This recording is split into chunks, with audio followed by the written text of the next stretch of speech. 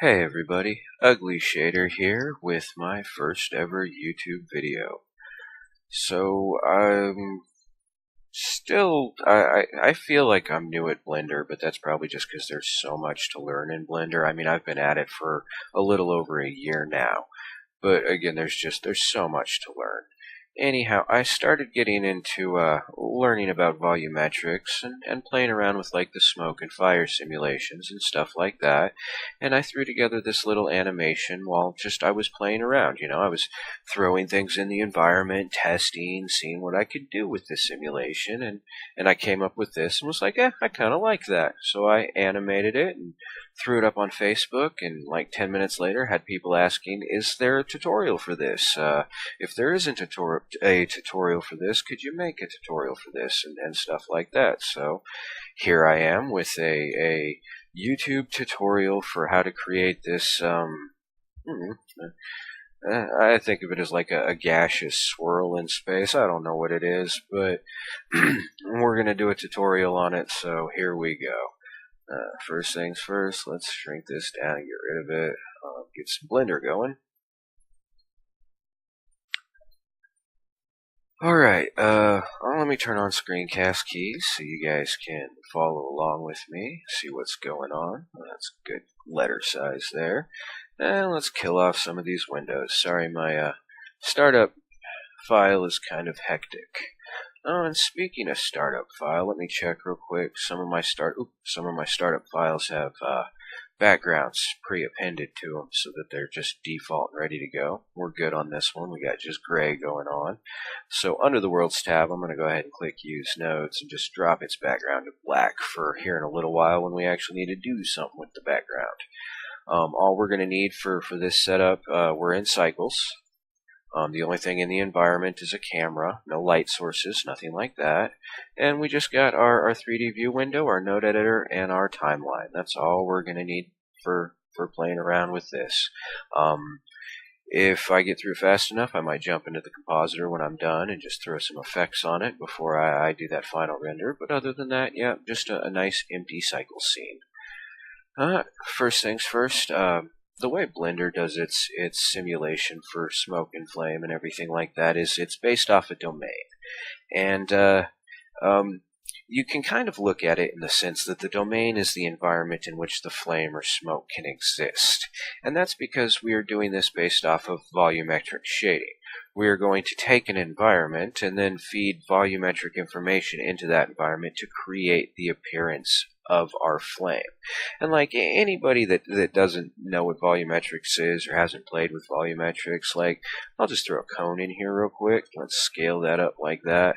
Say you got a spotlight in your environment or whatnot, and you want that spotlight to have like a dusty look to it. That would be your volumetrics. You'd just simply take an emission shader. Only 3 kinds of shaders work on the volume portion of your material output, which, by the way, doesn't really work at all in cycles until Blender 2.7-ish. Anyhow, you plug an emission shader, a volume absorption, or a volume scatter shader, or mixes of them, of course, into your volume to, instead of represent the surface of an object, represent what it holds inside. And then we could drop this down to like 0.05. Ooh, that's still not even far enough. Let's go lower. Let's go 0.005. Hey, 0.005. There we go. And there's that kind of dusty or smoke-filled or whatever kind of environment that you get from a casting light. That's your volumetrics. And that's basically how Blender's going to create this smoke and fire. Therefore, the smoke and fire has to exist inside, basically, of an object or an environment. So for our environment, we call it a domain, or they call it a domain. We're just going to use a cube. And right off the bat, I'm just going to go ahead and scale that to 8, so it's the same size as our grid, our default starting environment. And that'll be the area in which our smoke and flame is illustrated through volumetrics. Now we need a general center point, a source, basically, for our flame, for the calculations to be based off of. And for that, we're just going to go ahead and use icosphere. And while I got that there, I'm going to turn its divisions up to 4 and put some smooth shading on it. Now, I haven't played enough with the flame simulations to really understand quite how much the surface of your emission source, I guess, your flow source, as it's termed in the actual classification of the tab that we'll get to. But I haven't learned quite enough to really know how much the geometry of that surface really affects the movement of the fire and stuff like that. Because, like, basically, fire is based off, the movement of the fire is going to be based off of temperature difference. I didn't want to move it. I wanted to just create it, then drop it back to 2. But because of that whole temperature difference thing, I'm not 100% sure that if having these large faces is actually going to change the angle at which those flames come out and curl and stuff like that. So just to be on the safe side, seeing as how we have the goal of like a sphere with gas emitting out from it or something like that, just starting with something smooth seems like a good idea. I'm sure in the future I'll have time to play with that more and really get to understand it. But for now, just to be safe, I'm using a nice round smooth surface. Eventually I'll actually put a transparent shader on that so we can't see it at all. But again, I don't quite know enough to know whether or not having a less smooth surface will have a real effect on what's going to happen. And this tutorial is to recreate the animation at the beginning. So I'm just going to do everything the way I did it the first time, and I'll play around later. Anyhow, so we have our emission source and basically the environment in which the emission shall appear. So now we just got to set them up as what they're supposed to be. With our cube selected, which is going to be our domain, in our Properties window, we'll scroll down to the Physics tab and give it Smoke Physics. And because it's going to be the domain in which our smoke is contained, we will name it the domain. Select domain out of that tab there. Now we got a bunch of options here, some of which we'll play with, some of which I'm still learning about and aren't even changed for this particular simulation. The ones that will be changed I'll talk about when we get to them. However, next we need to go ahead and set up our emission source. So again, in our Properties window under the Physics tab, we select Smoke, and this will be a flow. Now, our flow has 4 different options. We have smoke, fire and smoke, fire, and outflow. Now, I haven't played with outflow much, but I played with liquid simulations a little bit, and for that, outflow is basically a drain. So I imagine it'll be pretty much a similar thing in the smoke simulations, only, not so much a drain, more like an exhaust fan sort of thing. Basically a source in which, if the smoke contacts it, it is killed, or the particles are removed from existence, and that you could use force fields and stuff like that, forces, to drive the smoke towards that particular location. So, once we have that set on flow and our domain set as domain, everything's technically already taken care of to the extent I can just start this animation and we get smoke. And as you see, once the smoke reaches the border of our domain, it simply ceases to exist. But that's because, as far as Blender's concerned, this is basically a cube, and this is volumetrics inside the cube. So once it reaches the edge of the cube, well, there's no environment, no volume of the cube up here to actually illustrate that, therefore it just goes away. What we're going to be wanting is just fire, but, they got the smoke and fire feature, which is pretty cool. It's, great for, chemical fires, explosion kind of fires, stuff like that. If you're doing something like a campfire, you normally just pick the plain old fire, and as you'll notice, we actually have smoke with our fire still. Even though we're set on just fire, we still have smoke. No worries, we can change that in the domain to get rid of that, but for a campfire or something, that actually looks pretty good when you're setting it to higher quality and rendering things out. Going to make a couple more changes in our emission setup. One of them is going to be the surface value. Now, the surface value basically determines how much flame from the surface outward is being emitted. So right now, this entire region right here, where it's like that bright white, is all emitting flame. All of that is emitting flame. Ooh, grabbing things I'm not supposed to. So if I come over, oh, my bad. If I come over here and drop its surface emission down to like 0.2, as you can see, now we just got this thin little band of fire that's being emitted from the surface of our flame, and our flow source, and these flames are, coming up, stretching up off of it. But the actual emission area is now just this thin little band. I can set it instead of 0.2 to 2, and now we got like half a meter worth of emission just stretching off of the side of this that's all working its way up. Well, for this simulation, I'm going to go ahead and set that at 1. Next, we have flame rate. And flame rate and absolute density are kind of tied together. When absolute density is on, you have control over the flame rate on this slider that goes from 0, which is nothing, all the way up to 5, which gives you this ridiculous amount of density going on here. It's just absurd. There's so much fire coming off of this little sphere. If you don't care to have this set anywhere, if you turn absolute density off, it doesn't really seem to matter where this is set if it's set between 0 and 5. See, I can turn absolute density off, and it's just like it's defaulted with the flame rate up at 5. So I drag that all the way down to 0, and as you can see, it cuts off. But as soon as I make it back up to 1, which was its default value, we're basically just this huge flame. I think absolute density overall changes the way that Blender looks at the voxel data and stuff like that, and allows it to really play with the physics of the smoke and fire a lot more. For this particular simulation, it doesn't really matter much if absolute density is on or off. We're setting this to 10. And even though the slider only goes to 5, you can type in higher numbers. However, no matter how high you go, it won't go above 10. You're just stuck at 10. But for this simulation, to match the animation that you saw at the beginning, we're going to be using a flame rate of 10. And once it's at 10, you don't see a difference between having absolute density on and off. I mean, I guess the fire might look a little brighter when absolute density is on. I'm not 100% sure, but yeah, I just left it on for this and set a flame rate of 10 with the surface of 1. One other thing we are going to do is right now the flame is perfectly being emitted from the entire surface of the sphere evenly. And that's not very natural. We don't want that. We're going to set up a texture for it so that it only emits from certain parts.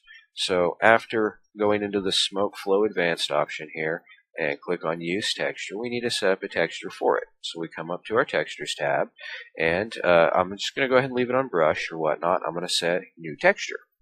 And then instead of an image or movie, I'm just going to use a clouds texture. I'm going to set its size to about 0.5 or so.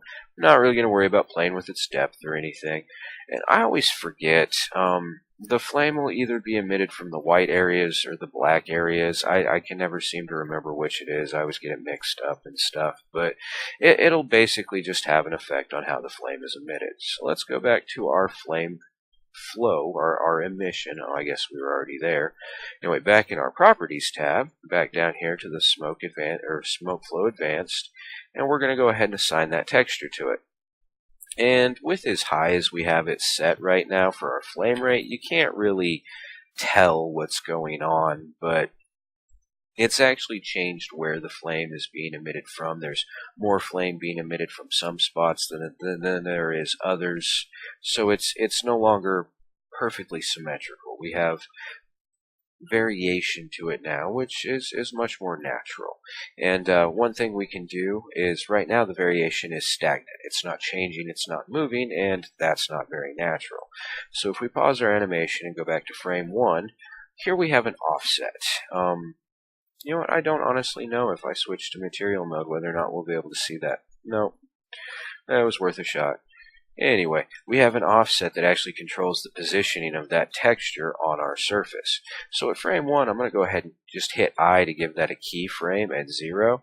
Then I'm going to jump to the end of the animation, frame 250, and set that at like just or whatnot and give it another keyframe.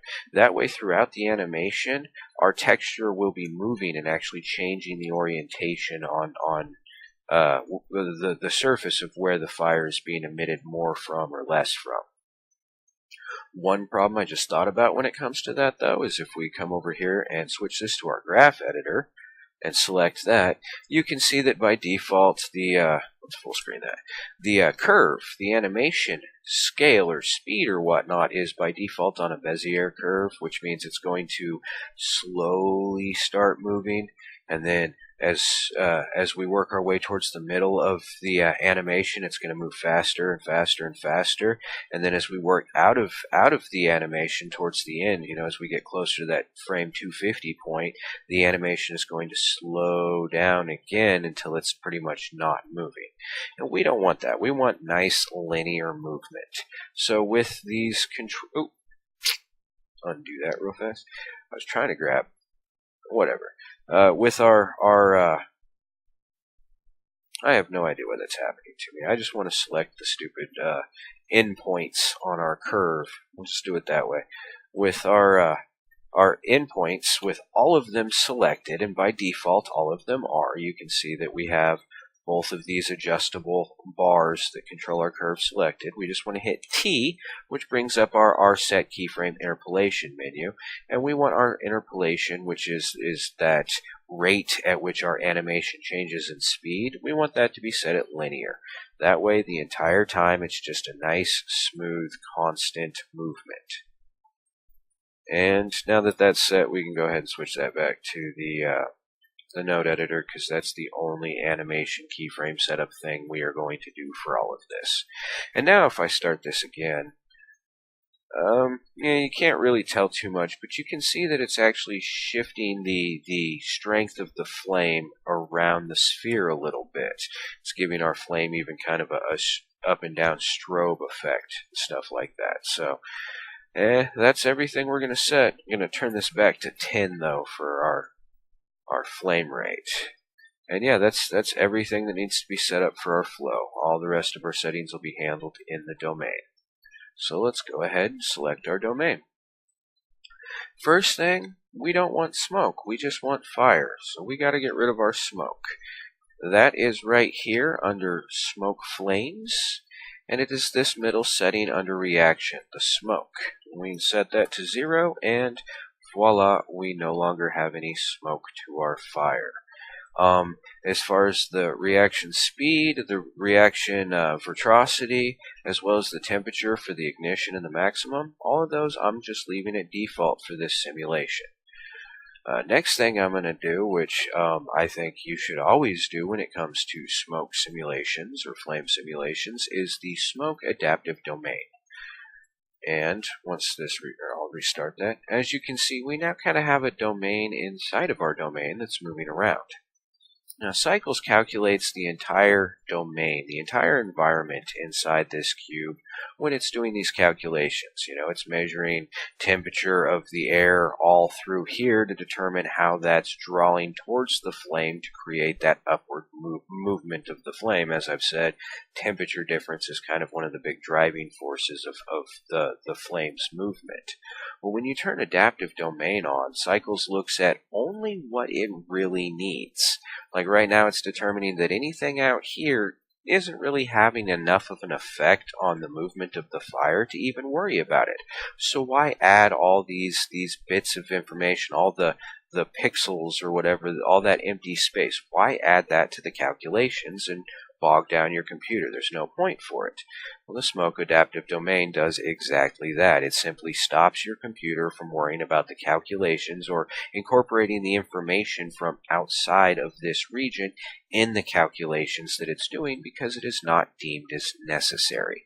It can help you render faster. I think it has an effect on your baking. I think it affects the information that gets saved in your bake for the simulation, which will affect the speed of your baking and everything like that. So basically, it just helps things go faster.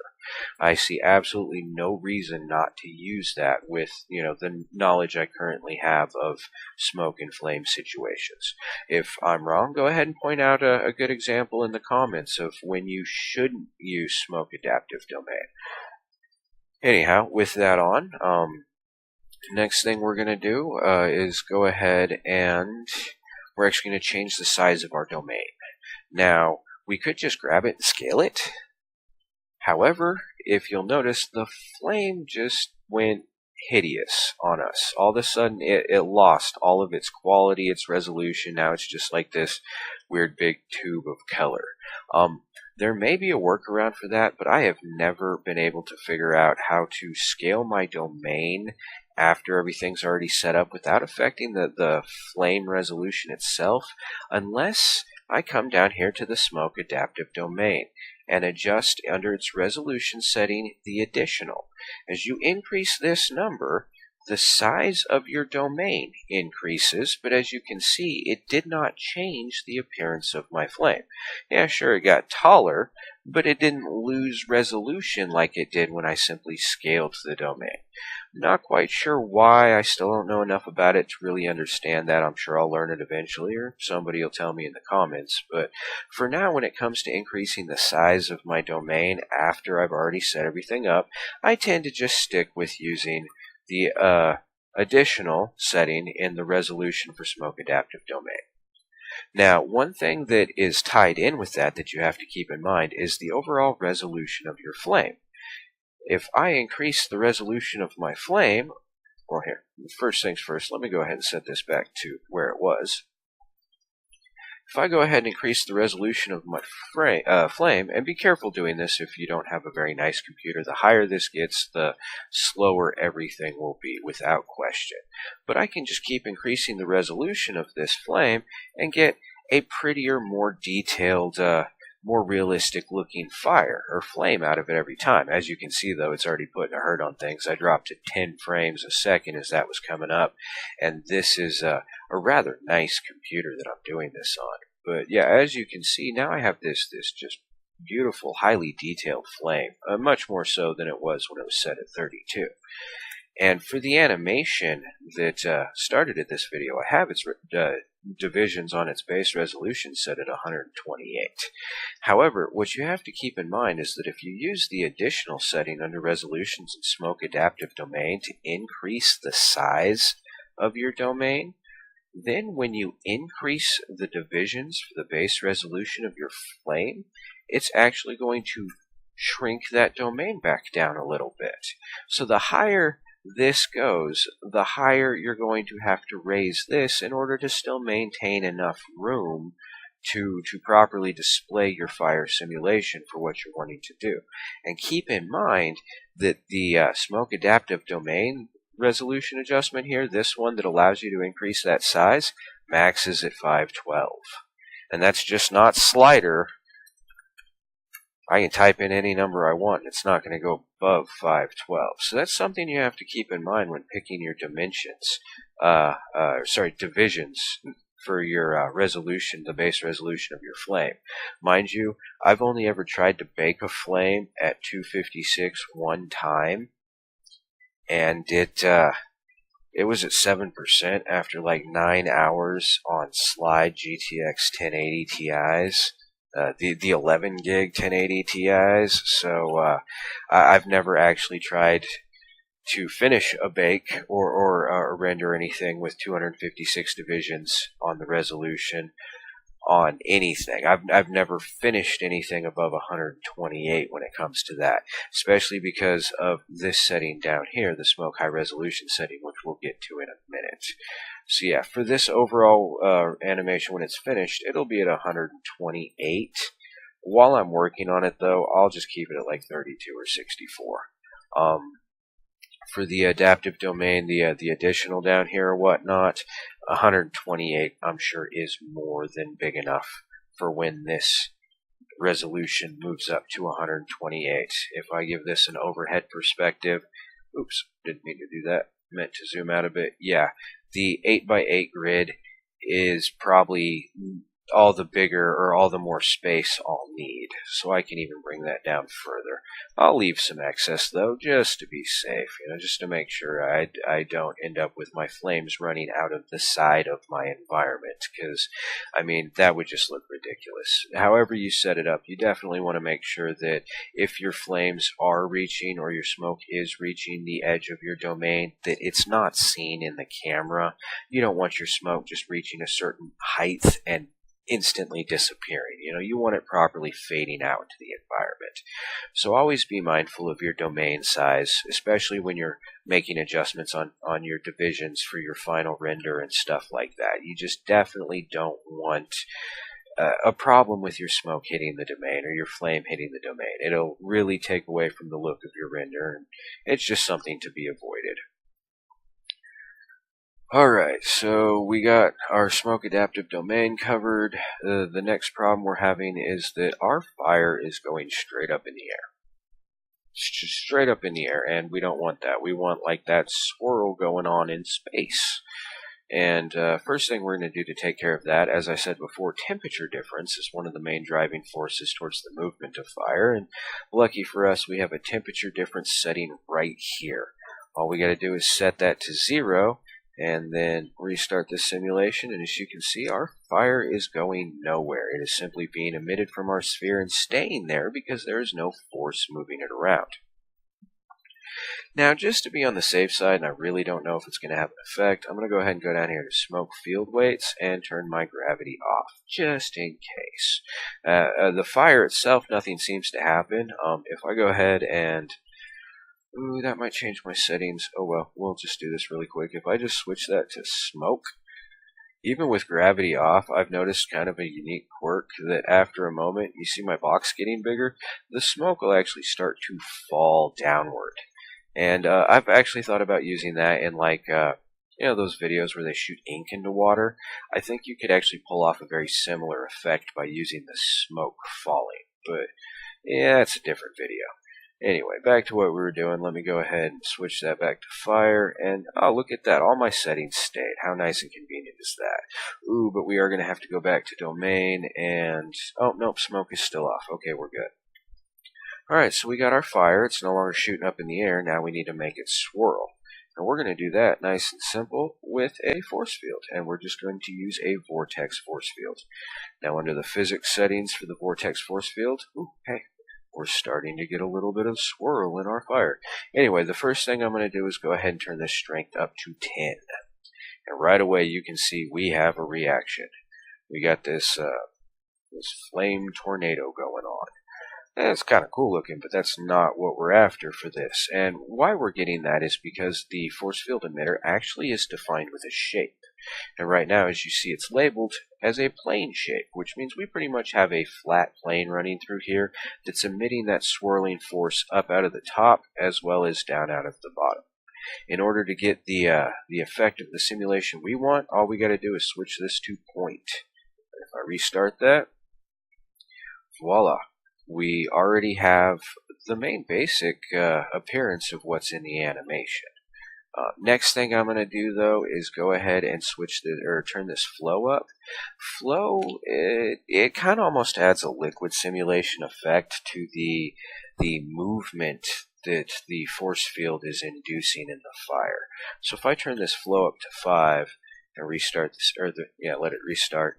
Now we're not getting quite as an extreme growth out of our flame, and it's sort of moving more in more how I'd expect like gas in space swirling around a gravitational field to react. Granted, we're still dispersing at the ends, and that's actually the same in the animation. I haven't worked that one out yet. I'm sure I'll just use other force fields to figure that out.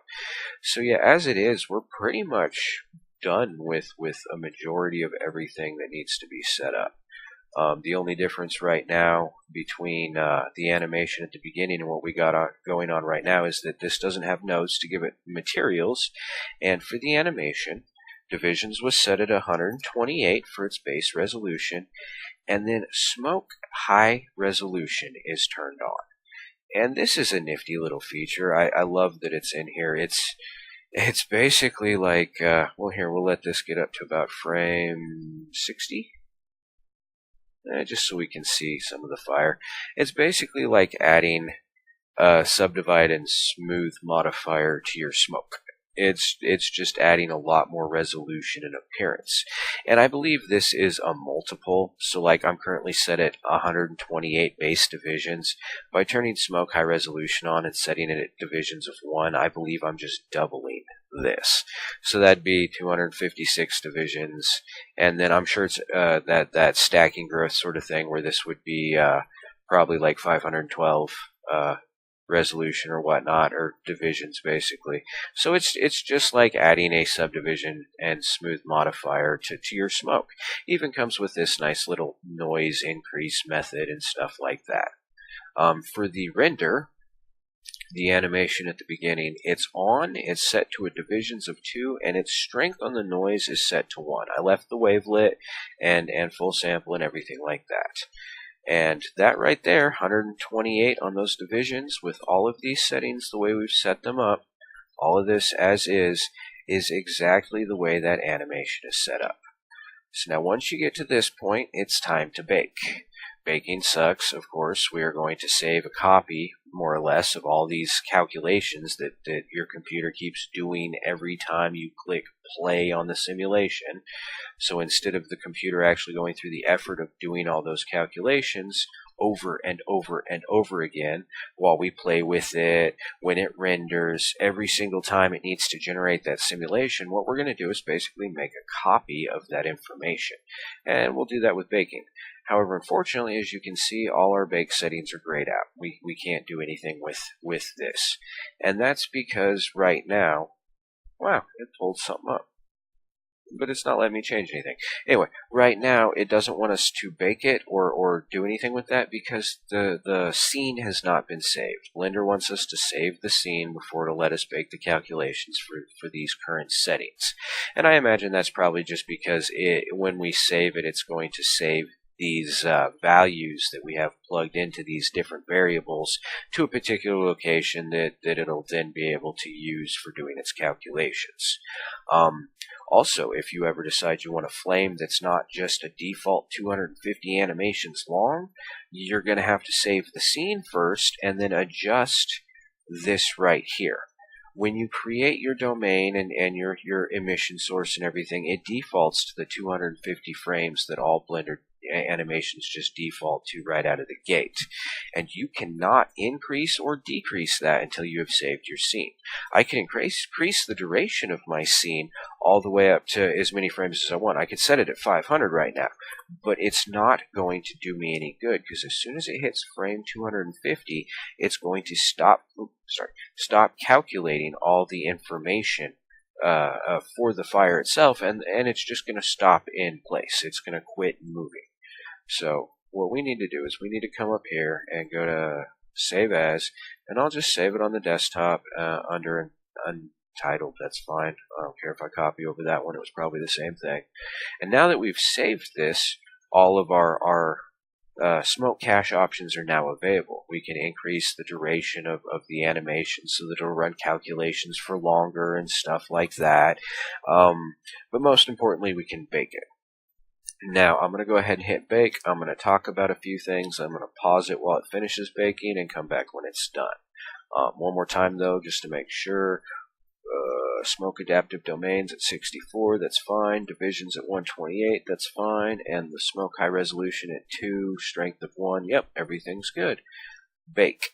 And you can keep an eye on your progress bar up here at the top while it's baking. As you can see, it just flew through the beginning of that. Granted, I'm running a pretty nice system right now. This is the system that's out in the front room. It's a quad-core i7 6700K with, I think it's overclocked right now to 4.7 gigs, 32 gigs of RAM at 3333 in its frequency, and two 11 gig GTX 1080 Ti FTW3 video cards. So it's like a $4,000 computer. Baking's flying along on it. This is only going to take me a minute or two. Now keep in mind that when it comes to older systems, like I originally did that animation at the beginning on my laptop, took 3 to 4 hours to bake and somewhere between 8 to 9 hours to render the 10-second animation at rather poor quality. Like we're talking 1280 by 720 at 5 samples. So yeah, when it comes to working with smoke and fire simulations and stuff like that, patience is definitely a virtue, especially if you're not on a very nice system. Like, I didn't even have to pause. It's already done baking that. And now that it's baked it with all these high settings and stuff, you'll see all our settings are grayed out. We no longer have the ability to change anything but like field weights, and it looks like a couple things down here in the smoke display settings that I haven't really gotten into yet. So yeah, I pretty much cut out our ability to make all the other adjustments that we had been making. What about smoke groups? Looks like we can still play in there a little. Maybe, I don't know. And that's because basically it just ran that simulation with the settings we had selected and then made a copy of all the output information from the calculations. So all the answers to the problems it wrote down on a piece of paper and then assigned that piece of paper to this simulation. Which means now I can click play with these higher settings, and with any luck, I won't drop too low in my speeds. I won't go below like 1 or 2 frames a second, even though now it's basically like a 512 resolution fire going on. That's because my computer's no longer having to do all the calculations on the fly. All the calculations are done and the answers have been saved. Now it's just got to feed the information in and display it. Baking is amazing for that. It's like I said, it's gonna, I don't think I said it. Anyway, it's gonna help speed up your renders and everything like that. However, as you can see, we can no longer change our settings, so it's definitely a good idea to make sure you got things pretty close to where you think you're going to want them before you bake your simulation, especially if it's going to take a long time. Once it's baked, if you decide there's something you don't like, you have to free the bake. So basically unassign all those predetermined answers from this simulation and then make your changes and rebake the simulation. So it can become very time consuming. It's definitely a good idea to make sure you're pretty close to where you want to be before you start that bake. Alright. Now the only things we're missing is the appearance of the fire and a background. And when I say appearance of the fire, I don't have a light in this scene, so let me throw a sun in there and then show you what I mean. Right now, there is no appearance of fire. We can see our sphere. And actually, I didn't want to be able to see the sphere, so let's go ahead and give that a material. Get rid of this diffuse, and then throw on a transparent material so that we just don't see our sphere. Alright, now let's fire this up and let it get a little ways in so that we actually have some fire in the environment. And now let's look at our fire. Yeehaw! We got ourselves a box. And that's actually the domain, the current active domain. The adaptive domain, I guess, is as it's labeled. Basically, Blender just made a miniature cube inside of our big cube, and now it's just scaling that cube up so that that cube contains all of the information that is the smoke and fire. The bigger the cube gets, the more area inside the cube we have to play with when it comes to volumetrics. Now, this was a little counterintuitive for me when I first learned it or whatnot, and that's that the material for the fire goes on your domain. But now that I understand a bit more about volumetrics, it totally makes sense to me because that's what this is. We're illustrating the volume of this cube. You know, we're making the volume of the cube look like fire, therefore it's the cube that should have the actual material that is our fire on it. So with our cube selected, we're going to go ahead give it a new material. And we're going to delete this off, and there's only 3 different shaders that work on the volume, like I said, or whatnot, and for this we're going to use an emission shader. Now, unfortunately, that's definitely not what we want. We don't want just a big glowy box. When we selected our cube, went to the physics tab and told it to be a smoke domain, automatically Cycles added a few attributes to it, things that it'll stack calculation information in that we could then use to create our volumetric shader. And in order to apply that, we're just going to grab an input and an attribute node. Now we have to name our attributes, and there's several different attributes that Cycles assigns when creating smoke simulations. There's density, color. Recently, I think as of like 2.75 or 2.77, what I read anyways was that they added one for heat.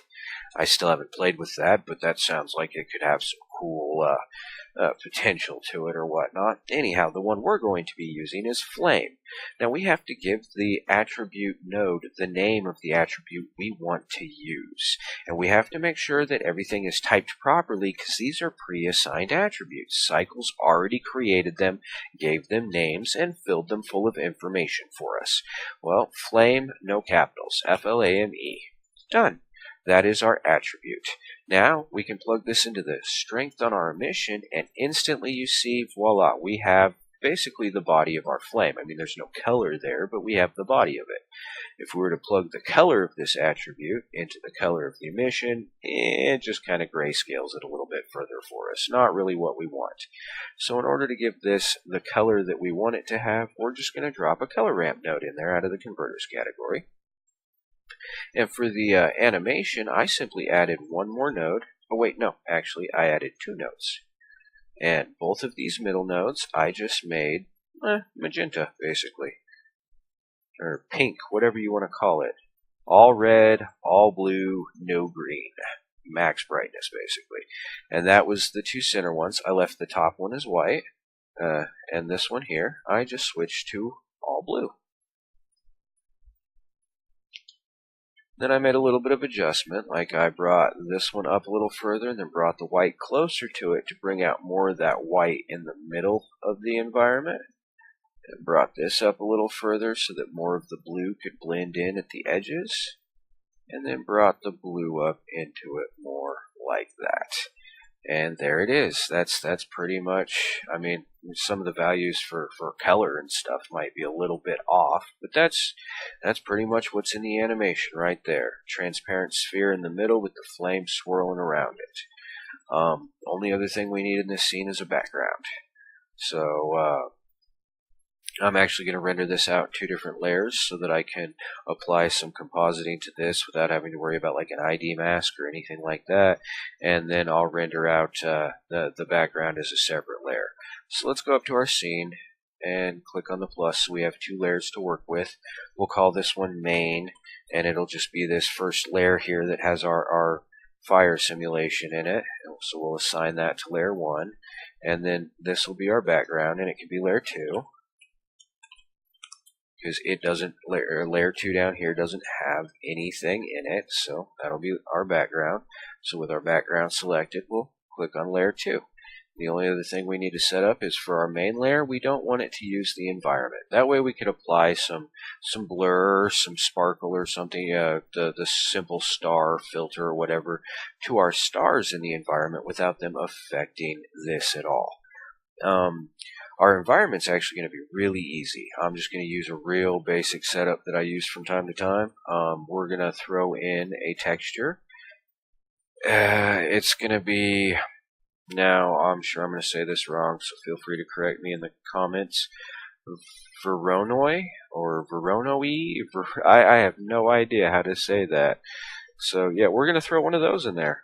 And we're just going to go ahead and plug that factor into the color of our background right there, and as you can see, we got this going on. And you know what? Let's go to layer 2 real fast, get that out of there. We're going to go ahead and just increase the scale of this to 150, and we get this kind of, salt versus pepper battle going on the screen.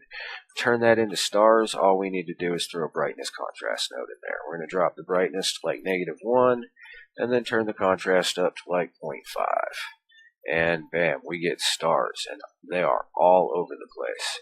Now actually, next thing we're going to do is we're going to take that off of this color and plug it into the strength, and basically we get the same effect, only some of our stars I think appear more subtle, which is a bit more realistic. And then we're going to go ahead and grab a noise shader, or a noise texture. And if I cut that off of strength and plug that in, we just get color out of its color. So I'm going to turn this up to 50 so that our color is really in tiny little balls all over the place, little bits of color. And now when I plug this into our strength, we get our stars back, but now our stars have little bits of color to them. And that's just a really easy way to give some subtle color to our stars without having large groups of stars all being the same color. However, I don't know if you can see it on your screen, but on my screen there's a bit too much color in there, so I'm going to go ahead and just throw in a hue saturation and drop its saturation to like 0.8, just so that it's got a bit less color to it. And bam, there's our background. Nice, simple, and fast. Only, what, 4 nodes if you count the background node, 6 with the material output, just real fast procedural star background. Alright, so now layer 1, we can even see some of our stars shining through the gaseous cloud, which I really like. You know what, speaking of clouds, let's go ahead and add a cloud to this environment. Let's make another shader. Space kind of has that like that nebula haze stuff going on here and there. So let's grab another noise texture. Only let's set this one scale to like 1. And just plug that into there. And yeah, that's just got, well, maybe 2. Let's give it a little more scale. Yeah, there we go. There's a little more scale for it. Let's give it a brightness contrast node. And increase the contrast a bit to make those dark spots darker, and let's turn its brightness down. Okay, there's our nebula style clouds, and let's give it a strength of like 0.005. Yeah, it's probably a little too low. 0.01. Now, I don't know if you can see that on the screen capture, but I have very, very just subtle hazy patches in here, kind of just that space haze. Now make sure I have my layer 1 selected and my layer 2 selected so that I get both of these in my render the way I want them. And let's check our render settings. 1920, 1080, 100%. Let's turn compression off. And samples. 128 is fine. I'm on the GPUs. Oh, performance. I'm on the GPUs. Now, I've played around with this, and pretty much every processor in my house seems to do better at a different tile size. Like my laptop does better between 32 by 32 and about 46 by 46. My desktop in my bedroom does better around the 64 range, and so on and so forth. So I highly suggest rendering the same scene over and over again, trying different tile sizes, just to see what you get the best results with. Now, I'm rendering on GPUs right now, and I've read a couple places that GPUs handle their calculations better when doing tiles that are actually not perfectly square, longer than they are tall. Now, I might be wrong about that. Correct me if I am. My personal experience, though, is so far rendering the same scene with tiles that have the same pixel count but different shapes has had an effect with GPUs. So for my GPUs, I'm going to do 512 by 16 for my tiles. And let's fire that out real fast.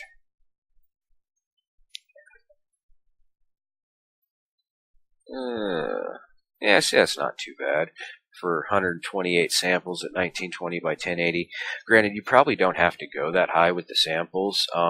The background for the environment is basically acting like an emission shader, and the everything that we got going on with the flame itself is coming through an emission shader, and with emission shaders, you don't really have much of an issue with fireflies, like noise in your render and stuff like that as much, so you could probably go quite lower in the samples.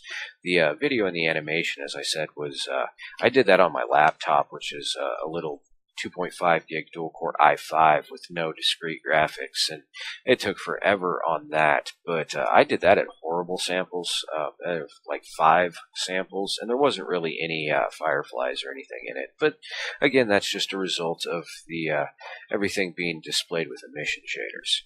Alright, so now that we got that, let's switch over to our compositing. We want to use nodes, want to go ahead and turn on the backdrop, and I'm sorry, but I'm going to full screen this, which means you won't get screencast keys anymore, but I'm just going to add a viewer in there. That was Control Shift and left click. I don't know if that works by default or if you have to have the node wrangler on for that to work, but yeah, just Control Shift left click gives you that. Woohoo, doubled it up on me, huh? Anyway, so there's that layer. We want the other layer too, which is our background layer. And yeah, that's our background layer. So we'll just go ahead and start with our background layer real fast. Let's just give it a filter. Let's go glare and switch that to simple star. Let's drop its threshold all the way down and see how it looks. And I don't want nearly as much, but 1's probably not enough. Yeah, so let's try 0.75. 0.5?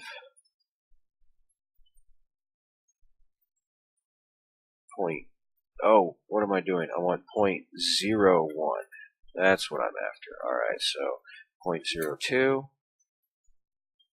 Can I just click you up? Or yeah, you went way too much. So 0.05. Yeah, that's probably still a little too much. 0.075. Yeah, it's yeah, screw it. 0.1. Hey, so 0.1. There. So now I got just a little bit of that star pointiness coming off of those. Now let's go ahead and just throw a blur in there real fast. Let's go fast Gaussian and something small, like 4x4 on our 1920 by 1080. And that's actually probably too much. Let's go 2x2. Yeah, that's better. Alright, that's about it for the background.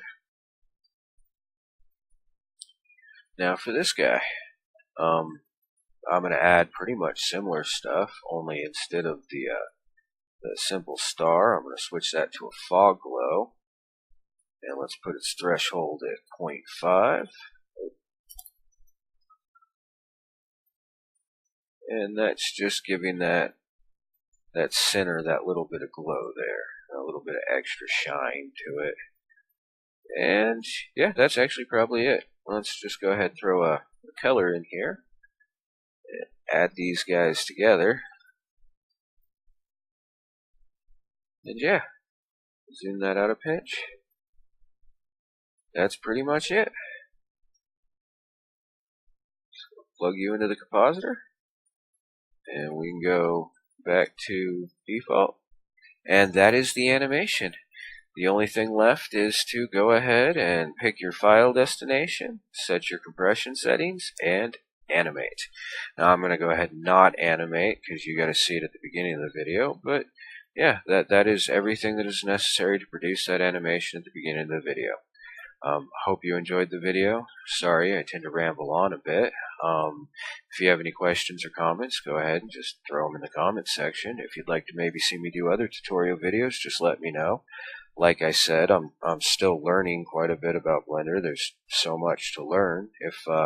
If I know what you want to see a tutorial video for, I'll fire one out. If I don't know, well, then I'll learn and then make the video. Gotta learn it all eventually anyways, right? Okay then, well, again, it's been uglyShader, and y'all have some fun making stuff. Laters.